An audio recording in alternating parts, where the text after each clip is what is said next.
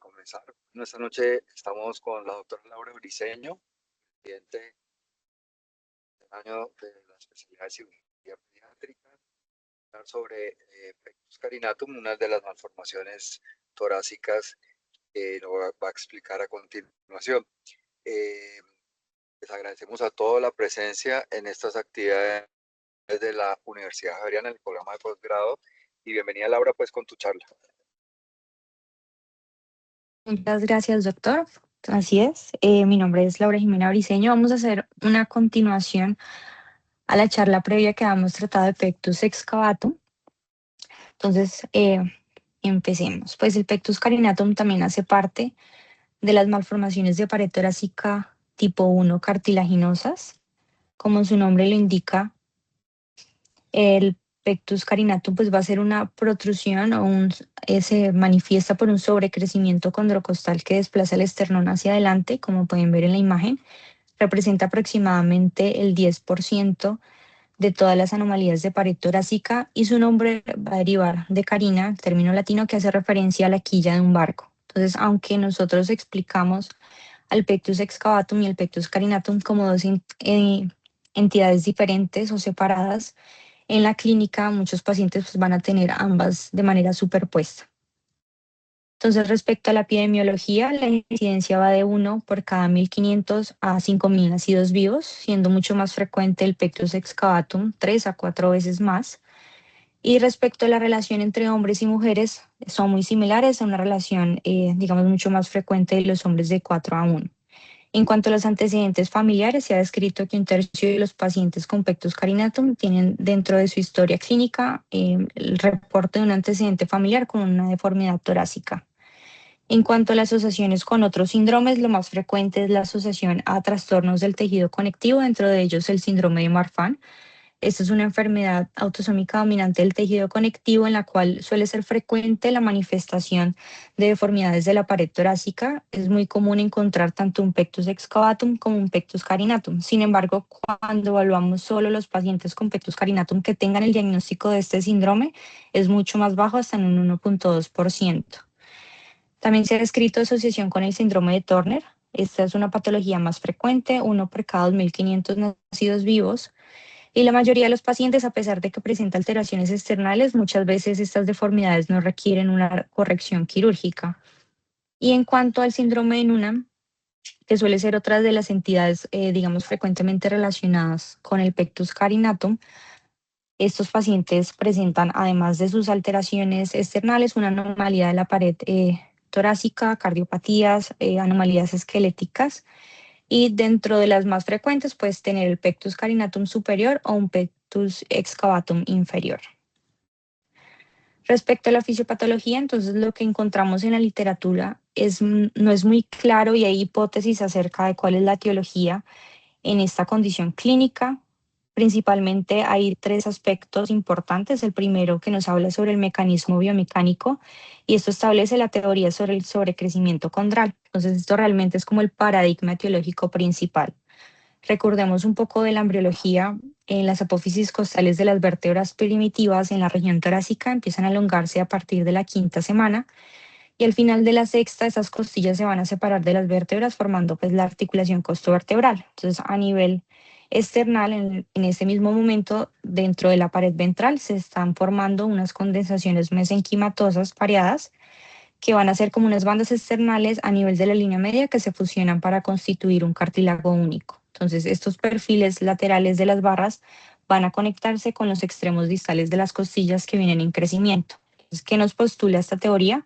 Que la deformidad se genera por un sobrecrecimiento de los cartílagos costales asociados a un hipocrecimiento costal, y esto condiciona que haya una protrusión external anterior.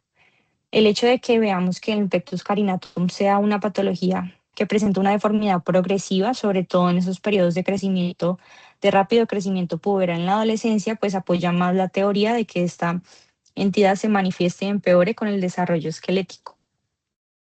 Otro punto importante son las alteraciones de la matriz extracelular. Se ha visto a nivel microscópico en pacientes con pectus carinatum, a diferencia de un paciente con un tórax o un esternón normal, que la matriz extracelular tiene una transformación amiantoide. Entonces, en la imagen superior se ve una matriz intacta. ¿Y qué sucede, digamos, en estos pacientes? Se ha evidenciado que hay una agregación lateral de fibrillas de colágeno tipo 2, lo que genera una estructura mucho más densa, como se ve en las imágenes inferiores, que asemeja a fibras inorgánicas de amianto. Esas alteraciones estructurales pueden contribuir a esa propiedad biomecánica que tiene el cartílago costal, que resulta pues en la deformidad. Y finalmente, un componente genético. Como ya vimos, hasta en un 33% de los pacientes está descrito un antecedente familiar, y esto lo que nos hace o lo que nos respalda es que hay ciertos factores hereditarios y nos sugiere una herencia multifactorial que van a desempeñar un papel importante en la aparición de esta anomalía. Entonces, dentro de la clasificación, tenemos la deformidad condroglandular, que va a ser la manifestación o el subtipo mucho más frecuente, hasta en un 90 al 95%. El término gladiolo hace referencia a escudo, que se refiere precisamente al cuerpo del esternón que protruye, y sus características principales es la presencia de una angulación del cuerpo esternal, la máxima protrusión del esternón, que va a estar principalmente a nivel inferior o en el tercio medio. Va a tener una asociación con una depresión relativa de los cartílagos que están adyacentes a la deformidad, y puede ser tanto simétrica como asimétrica.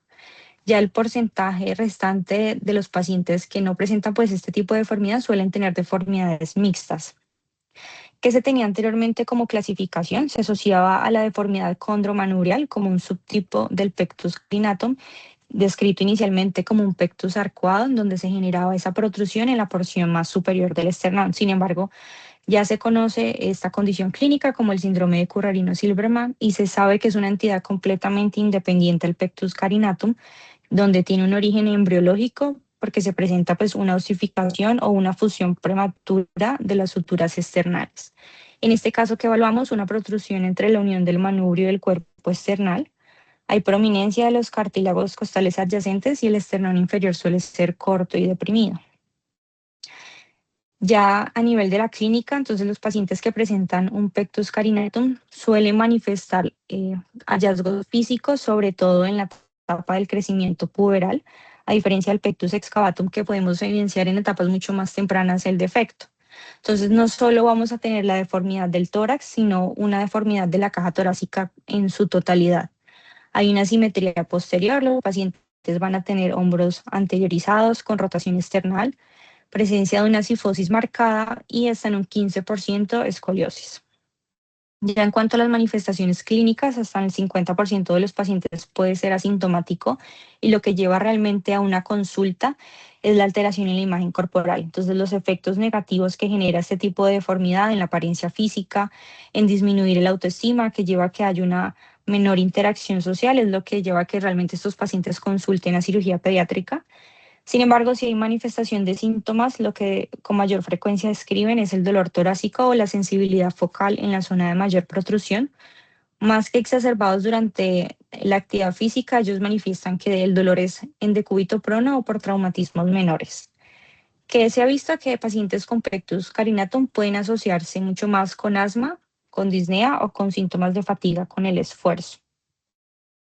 Ya en cuanto a la evaluación, a diferencia de lo que vimos en la anterior charla, este diagnóstico de esta entidad es realmente o fundamentalmente clínico, que es importante que nosotros hagamos una historia clínica completa donde documentemos todos los síntomas del paciente, cómo ha afectado esto a nivel psicosocial y en el autoestima del paciente tener este tipo de deformidad.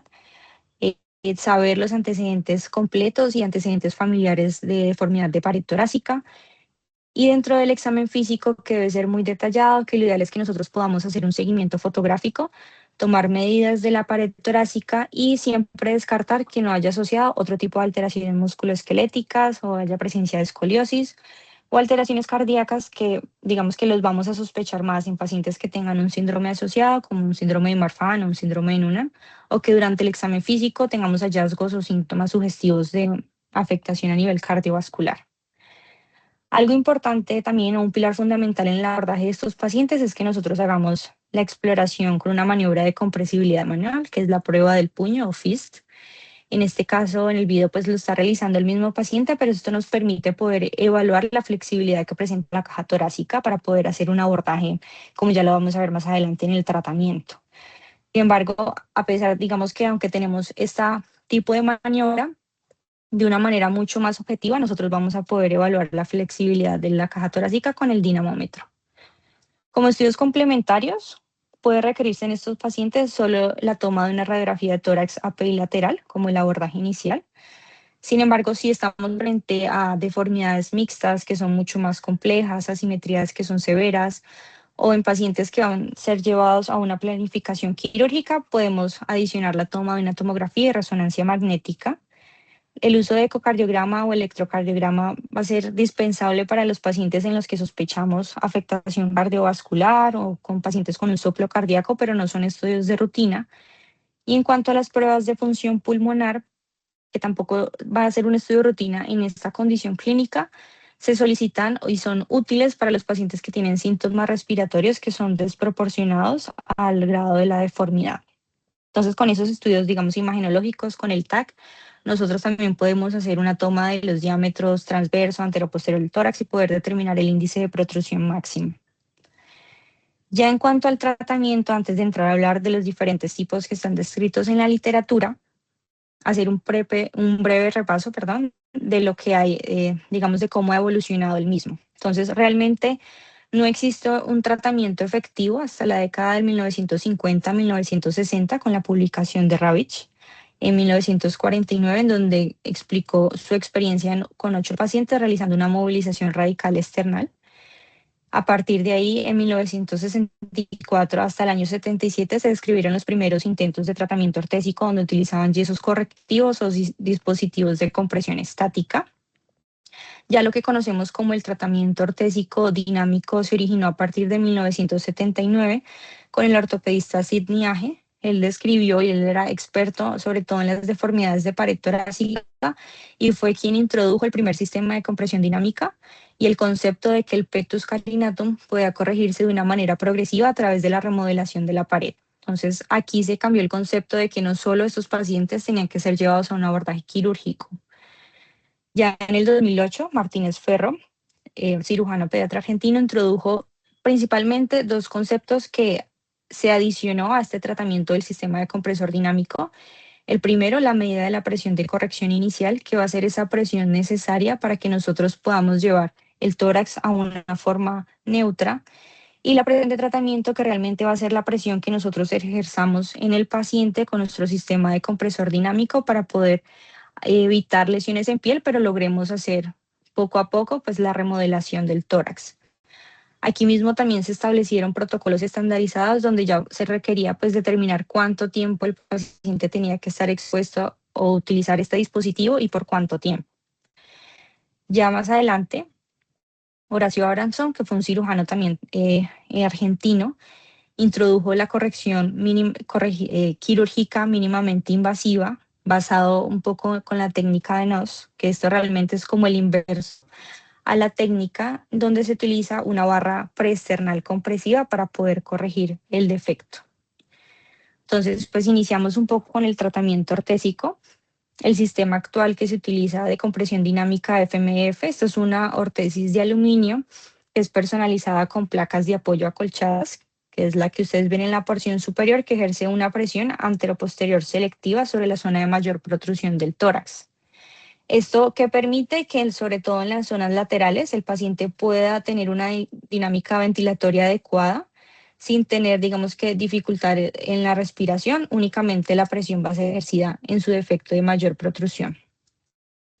La edad óptima para este tipo de tratamiento siempre ha tenido cierto debate. Hay una relación entre la presión inicial de corrección y la edad del paciente. Obviamente, a mayor edad, un paciente adulto o los adolescentes mayores pues van a tener un tórax mucho más rígido y esto lo que dificulta es que al ser más rígido pues puede afectar, y como vamos a ver más adelante, la adherencia que va a tener el paciente en el tratamiento y por ende pues la corrección resulta ser más difícil. Por el contrario, en pacientes mucho más pequeños en los que se utiliza ese sistema, al suspenderlo y se da esa etapa de crecimiento puberal, pues puede presentarse una recurrencia. Entonces suele recomendarse que la adolescencia temprana sea ese momento ideal para poder iniciar el tratamiento. Y aquí, como ustedes ven en la imagen, este es un dinamómetro que registra esa presión de compresión esa presión de corrección inicial, perdón, que va a estar medida en PSI. Entonces, para el inicio del protocolo de tratamiento tenemos la evaluación inicial, con lo que describimos previamente, teniendo una adecuada historia clínica, un examen físico completo, tener fotografías de referencia que nos va a poder permitir hacer un seguimiento del paciente y evaluar cómo estamos teniendo resultados. Y si disponemos de este sistema, poder hacer un escaneo tridimensional de la pared torácica. Hacer una medición de la presión inicial de corrección y a partir de ella poder establecer esa presión de tratamiento con la cual nosotros hagamos una presión suficiente para poder ir corrigiendo la enfermedad sin generar un incremento en dolor ni presencia de lesiones cutáneas que nos puedan alterar la adherencia al mismo. Entonces, lo que se recomienda es que por lo menos la presión de tratamiento iniciemos alrededor de 2.5 PSI. Y el protocolo va a estar dividido pues en dos etapas. Vamos a tener una etapa de corrección activa donde el régimen de uso es mucho más intensivo. La idea es ir incrementando el tiempo de uso paulatinamente hasta que el paciente lo tolere en la mayor parte del tiempo. Hacer controles cada 2 meses para poder determinar nuevas medidas de presión, si hay que hacer un ajuste del sistema ortésico, poder hacer un registro fotográfico y la duración total del tratamiento pues va a depender principalmente de la adherencia del paciente y de cierta medida pues de la presión inicial de corrección. Una vez obtenida esta corrección completa, pasamos a una fase de mantenimiento. En este caso hacemos una reducción progresiva del uso hasta lograr completamente, o sea, que el paciente haya logrado ese crecimiento puberal. Tenemos un periodo de consolidación estructural y podemos ya finalmente pues suspender el uso del sistema. ¿Cuáles son o qué se ha evidenciado? Pues que son los factores asociados al fracaso, principalmente la falta de adherencia. Entonces, esto va a estar dado ya sea por el dolor, porque el paciente presenta vergüenza social y digamos que al estar en algún ámbito, en el colegio, al realizar cualquier tipo de actividad, prefieren evitar su uso y eso lleva pues a que realmente el tiempo de exposición con el sistema sea muy poco, la presencia de problemas cutáneos o la percepción de una falta de mejoría. Todo esto que lleva a que tengamos mayores tasas de recurrencia. Sin embargo, en la literatura es muy amplio, la recurrencia es de un 2 a un 25% y esto de diferencia es principalmente porque las definiciones que utiliza cada estudio son diferentes en cuanto a éxito o falla del tratamiento y diferencias también dentro del protocolo utilizado. Que sí se ha visto pues, que pacientes que tengan una presión inicial de corrección menor van a tener una mejor adherencia al tratamiento y por ende, pues al tener menos tasas de abandono, poder tener un resultado exitoso. Ahora, teniendo en cuenta, pues quise traer artículos donde nos evalúan los resultados con este tratamiento. La última revisión sistemática fue publicada en el 2018. Esto fue un artículo que hizo una revisión de base de datos de PubMed y Cochrane hasta diciembre del 2017, en donde se analizaron en total 8 estudios, 6 de ellos prospectivos para un total de 1.185 pacientes, en su mayoría del sexo masculino, con una mediana de 14 años, a los cuales se les logró hacer un seguimiento de 16 meses. ¿Qué encontraron dentro de los resultados? En un 29% se finalizó con éxito el tratamiento y al analizar los pacientes que habían abandonado, la causa principal fue la incomodidad social. Dentro de las complicaciones, que fueron poco frecuentes, las más reportadas fue por incomodidad o presión en el pecho, hasta en un 12%, y problemas cutáneos. Entonces, describían la presencia de hematomas, eritemas o abrasiones cutáneas. Y ya en menor proporción, pacientes que referían dolor de espalda o problemas mecánicos del aparato. En cuanto a la recurrencia, en este artículo reportó una recurrencia del 2.6%. Sin embargo, que sí fue un limitante, pues realmente eran muy heterogéneos los estudios y eso dificultaba poder hacer un metaanálisis formal. Entonces traté de traerles y presentarles un artículo que nos evalúe de una manera mucho más objetiva cuál es esa mejoría en la calidad de vida de los pacientes que tienen este tratamiento ortésico. Este artículo fue publicado en el 2025.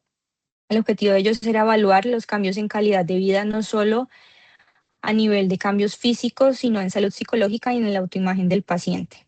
Entonces, ellos realizaron un estudio de corte prospectivo en el Instituto de Amsterdam Pectus Center, donde se incluyeron 225 pacientes con edad entre los 10 a los 21 años que iniciaron tratamientos entre el 2013 al 2016. Entonces, ¿qué tenían ellos como protocolo? Aquí voy a acercarle un poco. Entonces, los pacientes que tenían diagnóstico de pectus carinatum, ellos los clasificaron en tres. Los pacientes que tenían un defecto condrogladiolar, se les hacía la toma de la presión inicial de corrección y con presiones menor o igual a 10 PSI consideraban el inicio de un sistema de compresor dinámico con seguimientos cada 4 a 6 semanas. El seguimiento, si no había una mejoría entre 6 a 12 meses o el paciente realmente no había sido adherente al tratamiento, se consideraba la posibilidad de realizar un abordaje quirúrgico. Sin embargo, si el tratamiento era el adecuado, pasábamos a la fase de mantenimiento durante 3 a 6 meses. Ya los pacientes más complejos, con deformidades asimétricas o pacientes con un pectus carinatum secundario, un abordaje quirúrgico por esternotomía, eran evaluados con estudios complementarios, un TAC o una resonancia para poder determinar, además de tomar la medida de su presión inicial de corrección, saber si esos pacientes tenían un tórax mucho más rígido o un abordaje más complejo que iba a requerir manejo quirúrgico o podría considerarse la opción del sistema de compresor dinámico. Y ya en cuanto a pacientes con un defecto condromanubrial o pacientes, como ya vimos anteriormente, con un síndrome de Currarino-Silberman, pues realmente el abordaje inicial fue el abordaje quirúrgico. Dentro de los resultados, el 78.2% de los pacientes terminó el tratamiento con éxito y se logró hacer un seguimiento durante 16 meses. Entonces, ¿qué utilizaron ellos como instrumentos de evaluación? La CHQ-87, que evaluaba el bienestar físico y social en los pacientes entre los 10 a los 18 años. El cuestionario de calidad de vida de la Organización Mundial de la Salud, este evaluaba 4 parámetros principales: la salud física, la salud psicológica a nivel social y a nivel ambiental. Un cuestionario que evaluaba los niveles de ansiedad y el SDSQ, que es un cuestionario de satisfacción con el tratamiento que lo adaptaron para pacientes con pectus carinatum. Entonces ellos dividieron los pacientes en tres grupos, entre los 10 a los 18 años, perdón, de los 10 a los 16, de los 16 a los 18 y mayores de 18. Y hacían estos cuestionarios al primer mes del tratamiento, a los 6, a los 12, 18 y 24 meses. Entonces, dentro de los resultados y como dato relevante, el 94% de los pacientes tenía satisfacción con el uso de este tratamiento e incluso el 87% volvería a elegirlo si tuviera pues que tener la oportunidad. Y en cuanto a los cuestionarios, la mejoría significativa fue planteada principalmente en una mejora de las quejas físicas, en la salud psicológica y en el autoestima, donde no hubo realmente muchos cambios en los niveles de ansiedad que fueron evaluados con el cuestionario STAI 6, ni en la puntuación general de la salud infantil. Ellos consideraban que los pacientes más pequeños, entre los 10 a los aproximadamente 13 años, en esa etapa no solían tener tanto impacto en, digamos, en el autoestima con este tipo de patología y por ende pues los cambios no eran muy significativos. Que sugerían también pues que el sistema de compresor dinámico no solo reducía significativamente las quejas físicas y de dolor, sino que potenciaba la salud psicológica y la autoestima de los pacientes. Sin embargo, como limitación, ellos sí reportaron que durante el seguimiento, a medida que iba incrementando, pues eran menores las tasas de respuestas que ellos obtenían por parte de los pacientes y realmente no tuvieron un grupo de control sano para poder comparar si esta calidad de vida de los pacientes era comparable con una población pues, general. Esos son algunos de los pacientes manejados por el doctor Mauricio Copete en la institución clínica Imbanaco, que han estado pues en seguimiento con su sistema de compresor dinámico. Ya en cuanto al tratamiento quirúrgico, entonces pues indicaciones principalmente pacientes con anatomía desfavorable. Entonces si hay deformidades mixtas, que ya lo vimos en la charla previa, está descrita la técnica de sándwich, pacientes con deformidades asimétricas severas o la deformidad condromanubrial, pacientes que hayan tenido un fracaso en el tratamiento con la ortesis, con síndromes asociados o ya por deseo del paciente de ser llevado a un abordaje quirúrgico. Entonces, como técnica abierta restrictiva, tenemos la técnica de Ravitch modificada. Este procedimiento se realiza una incisión torácica anterior a nivel de línea media o transversa y se realiza una disección logrando hacer una exposición de los cartílagos costales. Se hace una resección bilateral supericóndrica de los cartílagos que estén deformados. Generalmente suele ser a partir desde la tercera costilla hasta la inserción costal más inferior, preservando las vainas pericóndricas, que es uno de los, digamos que, cambios más importantes con la técnica. Se realiza en caso de que se requiera desinserción de los músculos rectos abdominales y resección de la apófisis sifoides para poder corregir la angulación del esternón. Y adicional, pues se requiere hacer una o dos osteotomías transversales para poder corregir la deformidad y poder lograr el reposicionamiento del cuerpo external. Otro dato o otro cambio puntual en la técnica fue el uso de estabilizadores de corrector con barras o soportes preexternales o retroexternales que permiten que el esternón permanezca rígido durante el proceso de consolidación completa. Entonces, este artículo que fue publicado en 2024 lo traigo porque hace esta comparación de los pacientes que son manejados con abordaje quirúrgico, principalmente con la técnica de Ravitch, versus pacientes manejados con el sistema de compresor dinámico. Aquí se incluyeron 738 pacientes pediátricos con una mediana edad de 14 años. Los pacientes que fueron llevados al sistema de compresor dinámico utilizaron el dispositivo durante 12 horas al día, establecido por el protocolo durante 12 a 24 meses.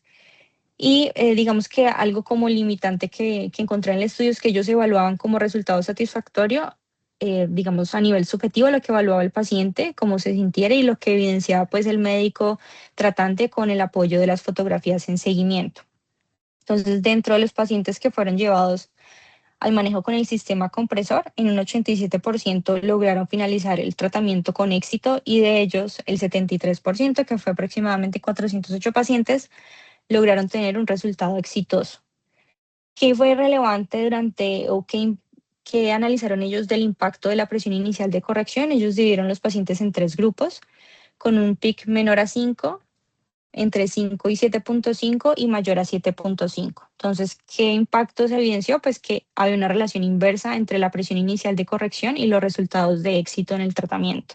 Entonces, pacientes con una presión menor de 5 PSI, pues tuvieron un éxito del 84% versus pacientes con una PIC, alta, mayores a 7.5, donde la tasa bajó hasta en un 67.3%. En cuanto a los resultados de la cirugía de Ravitch, la tasa de éxito fue del 92%, con tasas de complicaciones hasta en un 32% de los casos. De ello, lo más frecuente fue la presencia de cicatrices hipertróficas o el desarrollo de un pectus excavatum secundario por una sobrecorrección. Ya en menor frecuencia, la presencia de hematomas o de infección de la herida, sangrados o incluso de neumotórax.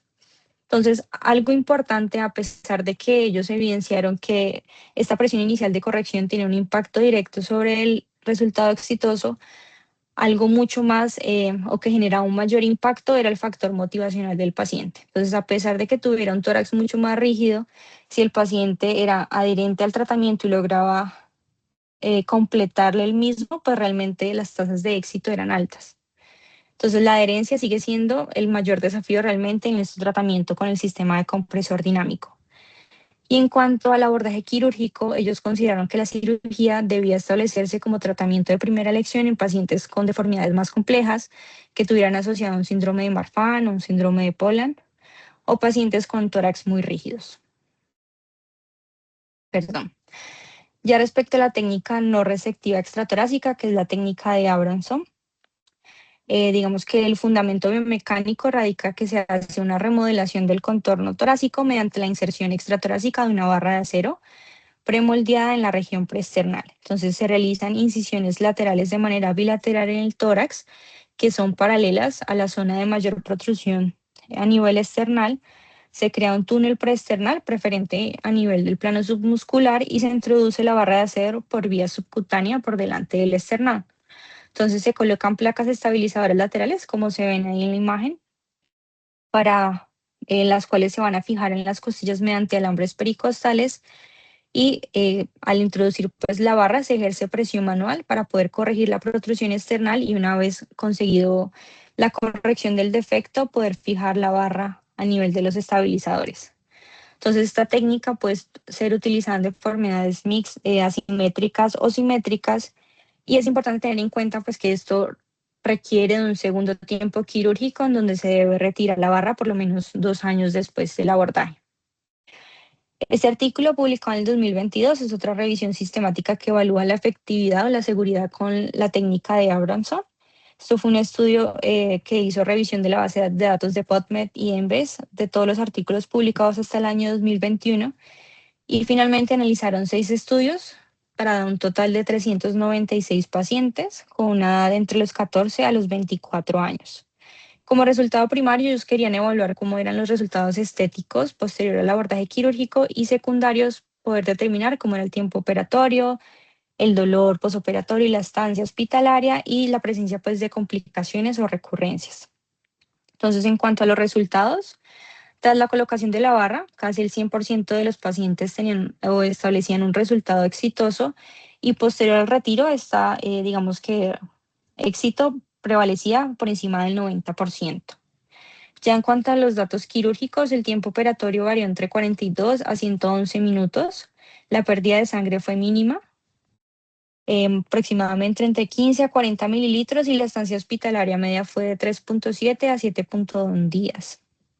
Dentro de las complicaciones, la tasa acumulada fue del 26% y lo más frecuente fue la presencia de infecciones de la herida en 23 casos, de neumotórax o tener pues una sobrecorrección de la deformidad.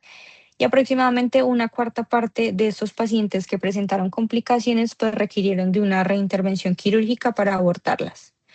Ya en cuanto a la recurrencia, se observó una tasa muy baja de apenas del 3% después del retiro de la barra, y ellos establecían que como edad ideal para poder ser llevado este paciente a un abordaje quirúrgico con la técnica de Abramson debería ser en la pubertad entre los 12 a los 18 años por la flexibilidad torácica. Sin embargo, como limitación, la mayoría de los estudios fueron retrospectivos y ellos carecían de grupos de control para poder evaluar estos resultados si eran realmente pues eficaces y seguros. Ya para finalizar, como mencionarles un poco del síndrome de Currarino-Silberman, que como les dije, esto es una entidad completamente diferente al Pectus carinatum y su origen se da a nivel embriológico por una fusión prematura de las esternéoras a nivel pues, del cuerpo esternal y del proceso sifoides. Y esto va a generar un esternón corto y ancho, donde no se logra diferenciar adecuadamente el manubrio del cuerpo ni del proceso sifoides. Esta variante pues no va a responder a un tratamiento con ortesis compresiva y va a requerir de un abordaje quirúrgico de entrada.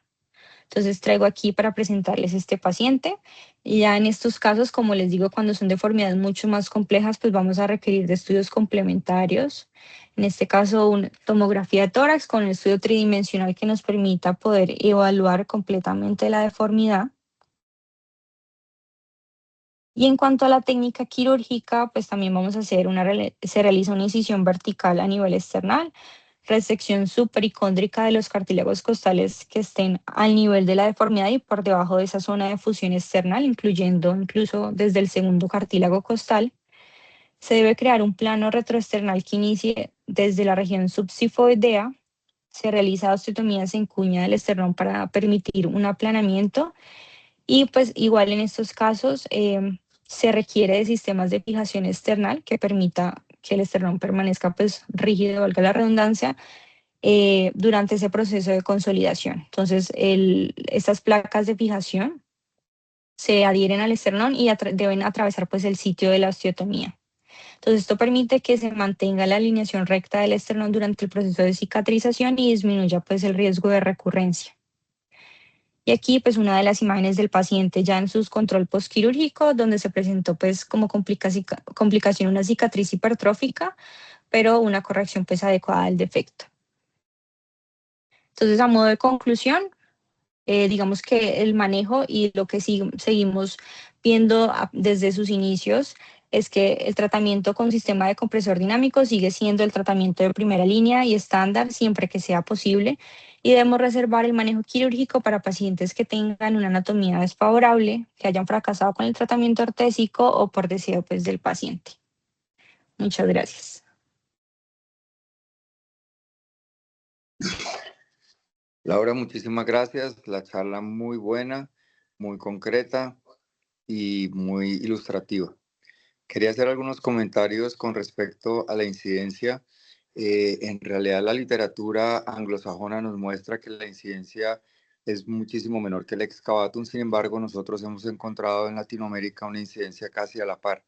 De hecho, aquí en Colombia se hizo un estudio con la Universidad de Caldas y es el único estudio que se ha publicado en Colombia de nuestra estadística local, y realmente la incidencia de pectus carinatum en nuestra población es alta, casi comparable con la del excavato.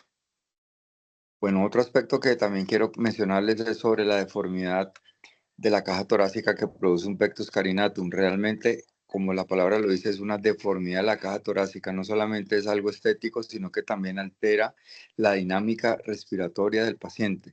Entonces, esto es muy importante para tener en cuenta que no solamente es algo estético, sino que realmente está produciendo en el paciente una alteración dinámica. En cuanto a los estudios complementarios, es muy importante tener en cuenta lo que dijo Laura. Hay momentos en que se debe hacer estudios más avanzados como una escanografía de tórax, una resonancia, una reconstrucción tridimensional, pero son casos muy específicos donde hay malformaciones grandes o asociadas.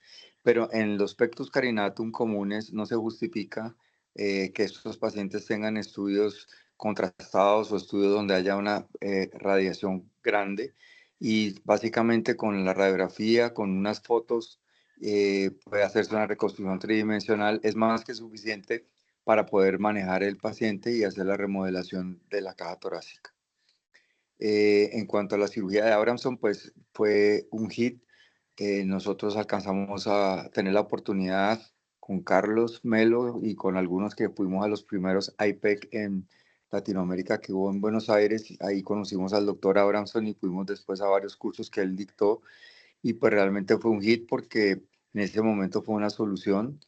Todavía estaba empezando pues la experiencia con el sistema de compresión dinámica, pero realmente hoy en día esta cirugía se hace poco porque pues si hay algún método no invasivo es preferible para el paciente.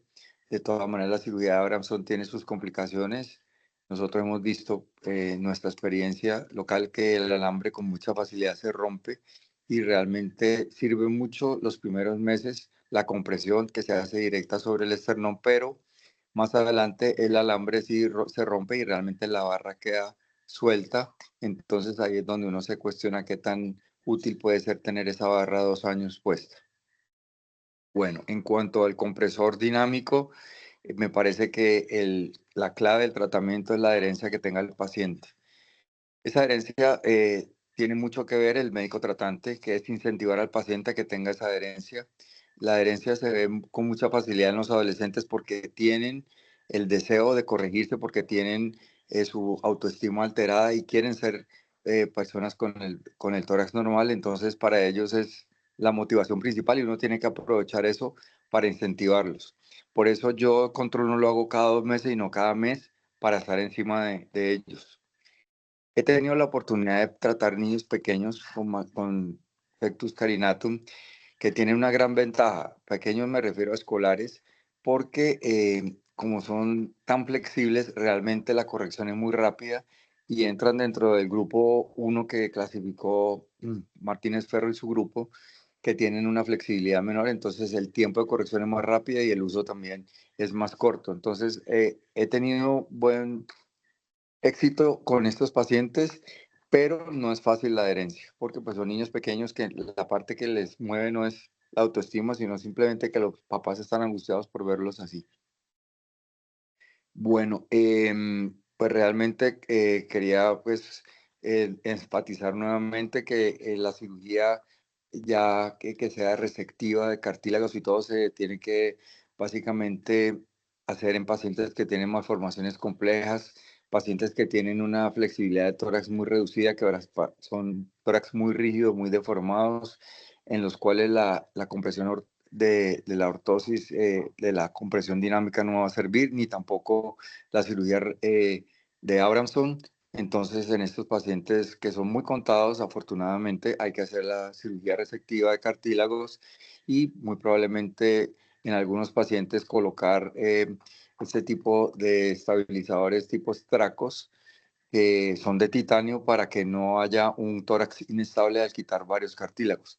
Y lo que mencionó últimamente Laura, en el caso de el pectus del Currarino Silverman, pues hay que hacer recesión cartilaginosa, pero hacer también la fractura external en cuña para poder estabilizar con la placa y los tornillos. Muchas gracias. Muchas gracias, doctor, por sus comentarios.